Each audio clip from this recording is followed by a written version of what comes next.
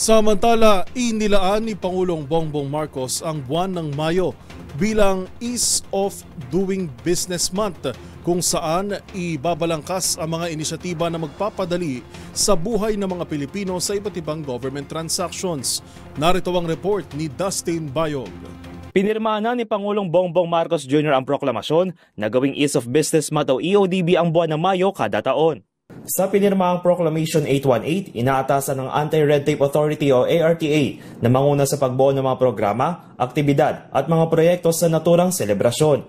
Layunin nito na mas mapalakas ang paghatid ng serbisyo ng pamahalaan, bumuo ng isang business-friendly environment at pag-usayan ng mga proseso pambyurokrasya. Bahagi ng proklamasyon ang pagsiguro sa mga government-owned at controlled corporations o GOCCs at local government unit na makipag-ugnayan sa ARTA para sa implementasyon at inikayat naman ng pribadong sektor na makisa rin dito. Sa ilalim ng Republic Act 11032 o ang Ease of Doing Business and Efficient Government Service Delivery Act, mas pinasimple at pinabilis na ang transaksyon sa pag-renew o pagbigay ng lisensya sa mga negosyo at investors at iba pang transaksyon upang maiwasan ng korupsyon at ang red tape. At base sa Anti-Red Tape Act, ang ARTA ang siyang may mandato upang masigurong tumatalima ang bawat opisina ng pamahalaan at gumawa ng mga programa upang masiguro ang pagpapaganda ng operasyon ng mga negosyo sa bansa. Para sa MBC TV Network News, ito si Dustin Bayog ng DZRH TV.